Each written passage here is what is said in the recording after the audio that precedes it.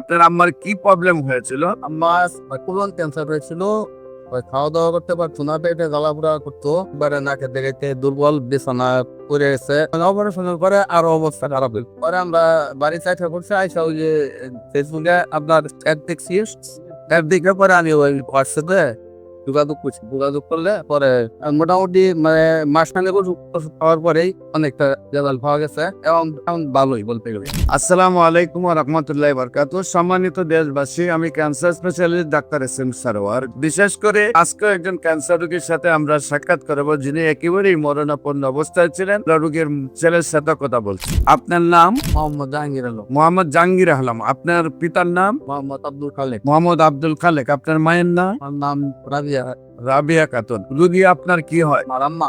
আপনার আম্মা। আপনাদের গ্রামের বাড়ি কোথায়? গ্রামের বাড়ি পৌরসভা 3 নম্বর। পৌরসভা 3 নম্বর।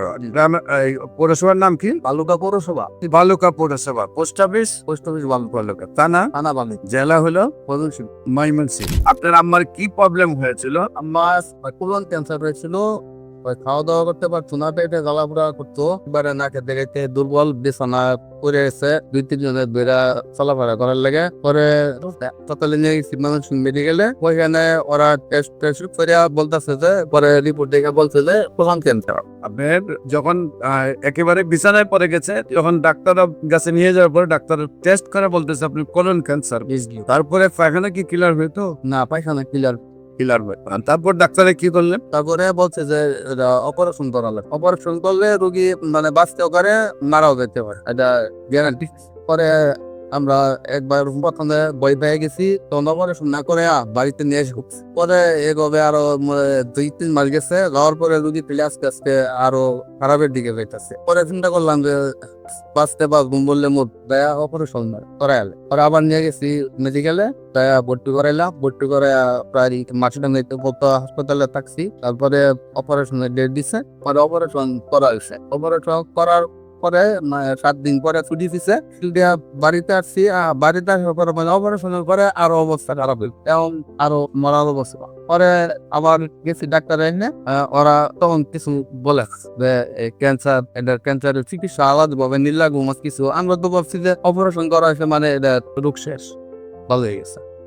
তারা আর বলে নাই যে ক্যান্সারের পরবর্তীতে থেরাপি দিতে লাগবো বা কিছু দেওয়া লাগবো বলার। পরে মাসখানিক আছে, মাসখানিক পরে ওই যে সার্জারি বিভাগের যে প্রধান, উনি বাহিরে ক্লিনিকে প্রাইভেট ভাবে দেখে, ওনার এখানে আমরা প্রাইভেট ভাবে দেখাইছি। পরে ওই স্যারের গেছি, স্যারে বলতেছে আপনারা এখন কেন আসছেন, রুগীটার একবারে মানে মাইরা নিয়ে আসছেন শেষ পর্যায়ে, এতদিন কেন আপনারা চিকিৎসা শুরু করেন নাই? আমরা বলছি আমাদের কিন্তু স্যার হাসপাতাল থেকে বলে নাই যে এটা ক্যান্সারের চিকিৎসা করতে কিছু, আমরা তো জানি। পরে ওখান থেকে আর ডাক্তার চিকিৎসা দেয় না দিলে আমরা বাড়িতে একটা বসছি। আইসা ডাক্তারের চিকিৎসা দেয় নাই, বলতে আর চিকিৎসা নাই, আপনার বাড়িতে চলে যাবো। পরে আমরা বাড়ি চাইতে করছি, আইসা ওই যে ফেসবুকে আপনার অ্যাড দেখছি।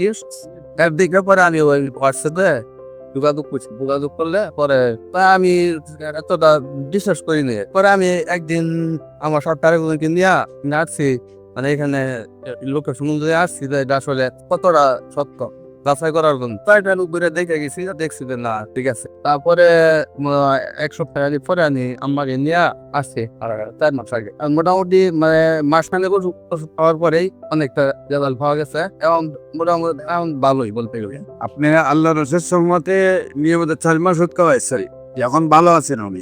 সম্মানিত দেশবাসী, বিশেষ করে আপনারা জানেন কোলন ক্যান্সার এটা হলো সবচেয়ে বেশি প্রবলেম, যেটা হলো বায়ু পথে যখন বাথরুম আসে না, জ্বালা যন্ত্রণা ব্যথায় মানুষের 1 ঘন্টাও বসে থাকার সুযোগ থাকে না।